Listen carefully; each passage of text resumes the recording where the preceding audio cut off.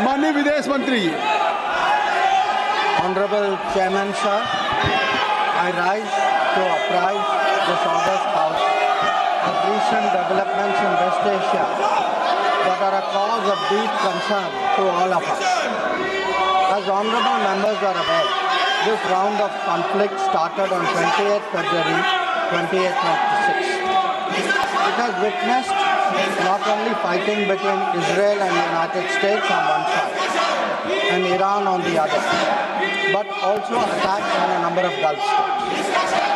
There have been numerous casualties, including at the leadership level in Iran, as well as destruction of infrastructure in the region. At the very outset, government had issued a statement on 28th February expressing its deep concern and urging all sides to exercise restraint, avoid escalation, and prioritize the safety of civilians. We believe, and we continue to believe, that dialogue and diplomacy should be pursued to de-escalate tensions and address underlying issues. It is also imperative that the sovereignty and territorial integrity of all states in the region be respected. Chairman Sir, given the gravity of the situation, the Cabinet Committee on Security (CCS) met on 1 March under the chairmanship of the Honorable Prime Minister. It was briefed on the airstrikes in Iran and the subsequent attacks in several Gulf countries. The CCS was concerned over the safety and security of the Indian community in the region. It also focused on the implications for regional security and for economic and commercial activities. The committee was apprised of difficulties faced by Indian travelers transiting the region and by students appearing for scheduled examinations in this country. It directed all concerned ministries and departments to take appropriate measures to respond to these problems. Honorable Prime Minister continues to closely monitor developments, emerging developments, and relevant ministries are coordinating to ensure effective responses. Chairman Sir, the conflict has continued to intensify and the security situation in the region has deteriorated significantly. We have noted that, in fact, the conflict has spread to other nations with mounting destruction and deaths. Normal life and economic activities in the entire region are visibly affected and in some cases have come to a halt. We therefore reiterated our call on 3 March for dialogue and diplomacy and spoke up for an early end to the conflict. I am confident, sir, that the entire House joins me in expressing our sorrow at the loss of life. Honorable Chairman, sir, while any development that negatively impacts peace and security in the world is deeply troubling, this ongoing conflict is an issue of particular concern for India. We are a neighboring region and understandably have obvious stakes in West Asia remaining stable and peaceful. There are almost 1 crore Indian citizens who live and work in the Gulf nations. In Iran too, there are a few thousand Indians who are there for study and employment. The region is key to our energy security and includes many important suppliers of oil and gas. Chairman, sir, the Gulf is also a major trade partner, accounting for US dollars. आप लोगों से आग्रह है कि जो सवाल आप उठा रहे हैं उसी सवाल का जवाब सरकार की तरफ से विदेश मंत्री जी दे रहे हैं। अगर आपकी चिंता है कि भारत के लोग गल्फ में हैं, भारत के लोग ईरान में हैं, मिडिल ईस्ट में हैं, तो क्या कार्रवाई सरकार कर रही? आप क्या परिचय दे रहे हैं? अगर सरकार की तरफ से आपके उस चिंता का स्टेटमेंट आ रहा है, आपके इशूज पे स्टेटमेंट आ रहा है, तो मैं आग्रह करूंगा कि आप लोग सदन को कृपया सुचारू रूप से चलने दें। आप सुनिए माननीय विदेश मंत्री जी, जो आप चाहते हैं उसका जवाब दे रहे हैं, स्टेटमेंट दे रहे हैं। आप सुनना नहीं चाहते, पहले से प्ले कार्ड लेके आए हैं। ये प्ले कार्ड लेके क्यों आए? कई बार अध्यक्ष जी ने कहा प्ले कार्ड लेकर के सदन में नहीं आया जा सकता, फिर भी आप तैयारी के साथ कि सदन को नहीं चलने देना। माननीय विदेश मंत्री। Chairman sir, the Gulf is also a major trade partner, accounting for $200 billion almost annually of trade. The House is also aware that in the last decade there have been significant investments from the region into the Indian economy.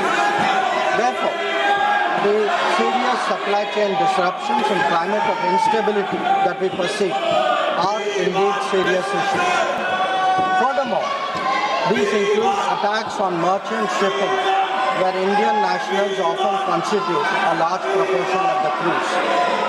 We have sadly already lost 2 Indian mariners and 1 remains missing in such incidents. I know, sir, that the House joins me in condoling the attacks.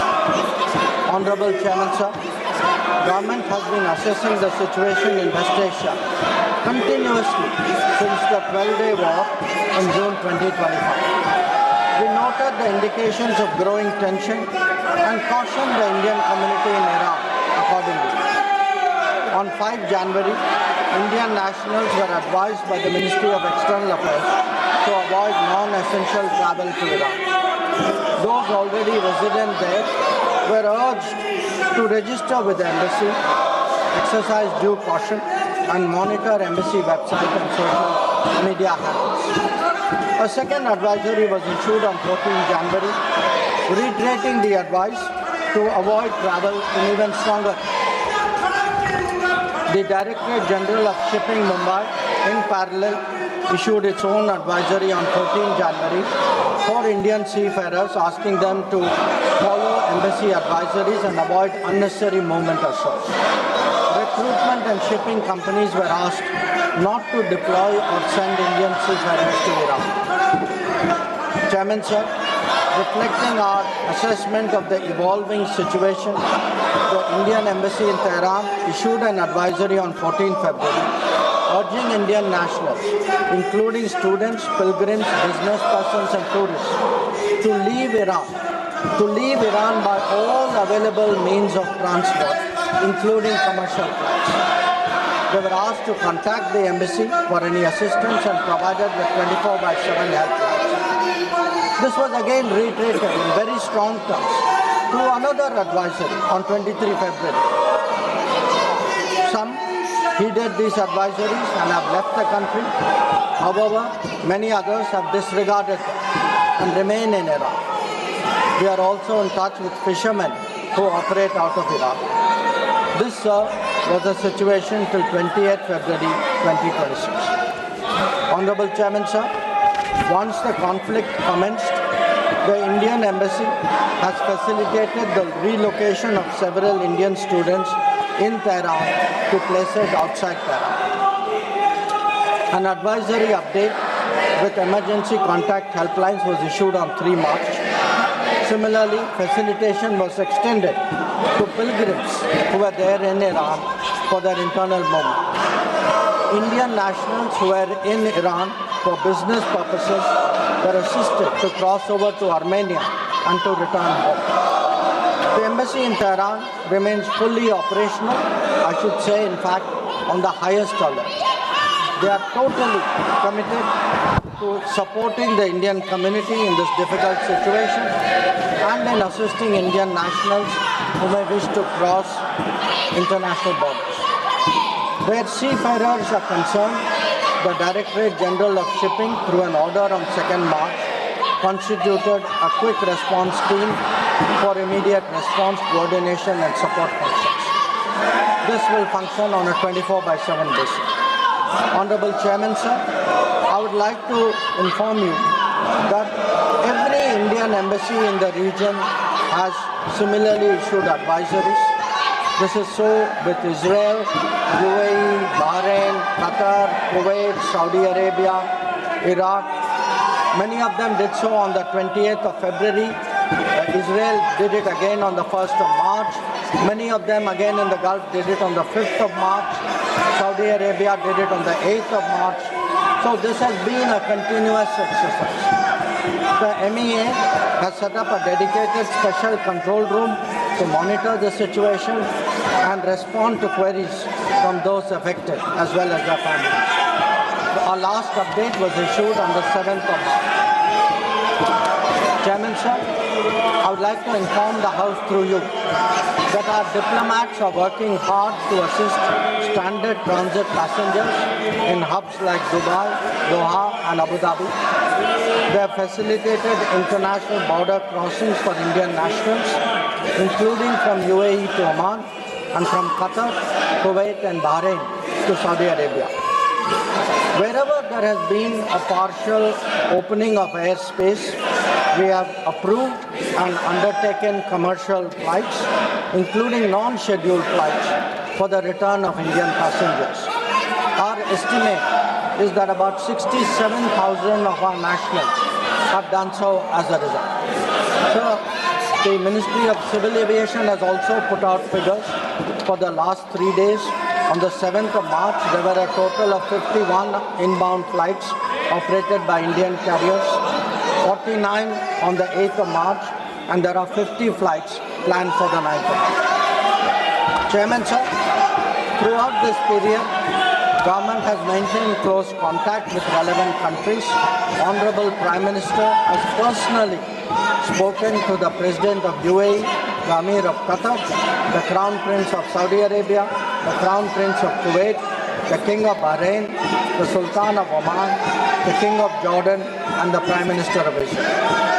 In each case, we received assurances that the well-being of the Indian community will be the priority for the host government. I have similarly been in close touch with my counterparts in these countries. Insofar as the United States is concerned, we have maintained regular contacts through diplomatic channels. While attempts have been made, contacts with Iran at the leadership level are obviously difficult at this time. I have, however, spoken to Foreign Minister Araqchi on 28th of February and the 5th of March. We will continue this high-level conversations in the coming days. So, the House will also be interested in the issue of an Iranian vessel that is currently docked in Kochi. The Iranian side had requested permission on 28th February for 3 ships in the region to dock at our ports. This was accorded on 1st of March. IRIS Lavan actually docked on 4th March in Kochi. The crew is currently in Indian naval facilities. We believe that this was the right thing to do, and the Iranian foreign minister has expressed his country's thanks for this humane gesture. So, in view of the implications of this conflict for our energy security, I also seek to address that particular concern. Government remains committed to ensuring that fully taking into account availability, costs and risks of the energy markets. For us, sir, the interest of the Indian consumer has and will always be the overriding priority. Where required, Indian diplomacy has supported the endeavors of our energy enterprises in this volatile situation. Honorable Chairman, sir, let me conclude by highlighting the 3 guiding factors of our approach. 1. India is in favor of peace and urges a return to dialogue and diplomacy. We advocate de-escalation, restraint, and ensuring the safety of civilians. 2. The well-being and security of the Indian community in the region is our overriding priority. We will continue to work with governments of the region towards that end. And 3. Our national interest, including energy security and trade flows, will always be paramount. I am confident, sir, that the government has the full support of this august House on this matter. I thank you.